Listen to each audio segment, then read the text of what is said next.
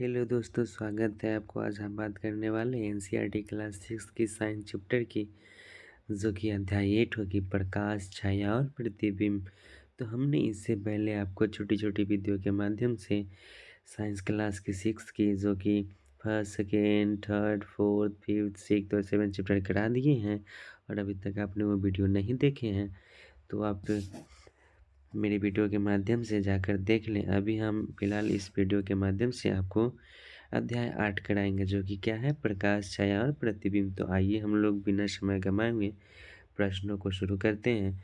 तो पहला number question कह रही है, निम्नलिखित में से दीप्त पिंड कौन सा नहीं है? जो कि विद्युत बल्ब, सूर्य और टॉर्च, ये सब क्या है, दीप्त वस्तु होती है। जो कि पेंसिल क्या है, दीप्त वस्तु है, यानी कि दीप्त पिंड का उदाहरण नहीं है। आइए हम लोग अब इसके एनसीईआरटी को लाइन को पढ़ते हैं। तो एनसीईआरटी की लाइन कह रही है, टॉर्च का बल्ब एक ऐसी वस्तु है जो स्वयं प्रकाश देता है। सूर्य आकाश में एक ऐसा पेड़ है जो पृथ्वी को प्रकाशित करता है। दिन के समय इसी प्रकाश में हम वस्तुओं को देखते हैं। जो वस्तु सूर्य की तरह स्वयं प्रकाश का उत्सर्जन करती है उन्हें क्या कहते हैं, दीप्त कहते हैं। अतः पेंसिल दीप्त पिंड नहीं है।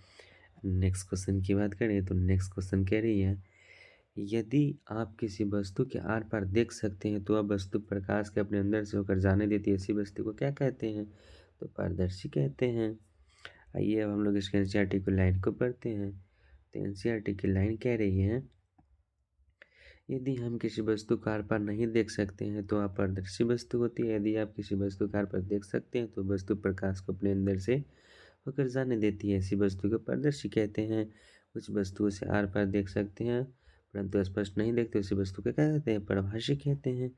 नेक्स्ट क्वेश्चन की बात करें तो नेक्स्ट क्वेश्चन कह रही है, किसी वस्तु से आर पार देख सकते हैं परंतु बहुत स्पष्ट नहीं देख सकते, ऐसी वस्तु को क्या कहते हैं, तो परभाषी कहते हैं। अभी हम लोग जस्ट ऊपर एनसीईआरटी की लाइन को पढ़े हैं। इस तरह से आइए हम लोग नेक्स्ट क्वेश्चन की बात करें। तो नेक्स्ट क्वेश्चन कह रही है, निम्नलिखित कथनों पे विचार कीजिए। प्रकाश के स्रोत, परभाषी वस्तु, अपारदर्शी वस्तु। तो पूरक में से छाया बनाने के लिए क्या आवश्यक है? तो इसमें से छाया बनाने के लिए आपको तो प्रकाश स्रोत के माध्यम की आवश्यकता होगी ही, फिर अपारदर्शी वस्तु की भी आवश्यकता होगी। इस तरह से राइट आंसर क्या हो जाएगी, डी, जो कि 1 और 3 क्या होगी, दोनों कथन सही होगी। अब हम लोग इसको एनसीईआरटी की लाइन को पढ़ते हैं। तो एनसीईआरटी की लाइन कह रही है, छाया को देखने के लिए हमें कई प्रकाश स्रोत तथा प्रकाश के पथ में कोई अपारदर्शी वस्तु की क्या होती है, आवश्यकता होती है।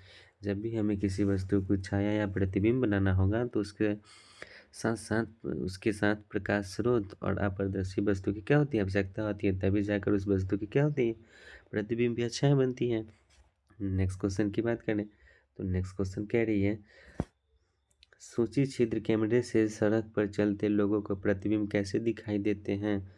तो इस तरह से राइट आंसर हो जाएगी,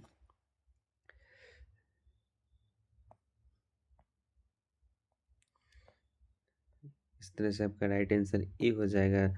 जो सूची छिद्र कैमरे में होती है, हम लोग एनसीईआरटी की लाइन के माध्यम से जानने की कोशिश करेंगे। तो एनसीईआरटी की लाइन कह रही है, सूची छिद्र कैमरे में सड़क पर चलते हुए लोगों के प्रतिबिंब उल्टे दिखाई देते हैं। इसका कारण यही है कि प्रकाश में सीधी रेखा में यात्रा करता है। जब प्रकाश की किरण वस्तु के ऊपर नीचे से आती है तो वह छिद्र क्या होती है, गुजर कर स्क्रीन के निचले हिस्से पर पड़ती है। इस तरह वस्तु के निचले हिस्से से आने वाली किरणें स्क्रीन के ऊपरी हिस्से पर पड़ती है, जिससे एक उल्टा प्रतिबिंब बनता है।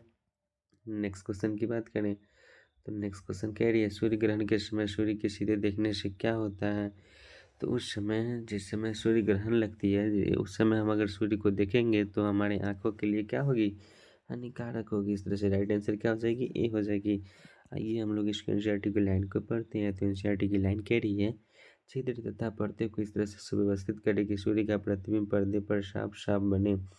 बस सूर्य ग्रहण आरंभ होने से पर सूर्य का प्रतिबिंब देखिए आप अवलोकन करेंगे। ग्रहण प्रारंभ होने पर सूर्य के प्रतिबिंब का एक भाग धीरे धीरे काला होता जाता है। हमें सूर्य के सीधे कदापि नहीं देखना चाहिए, यह हमारी आंखों के लिए क्या होती है, अत्यंत ही हानिकारक हो जाती है।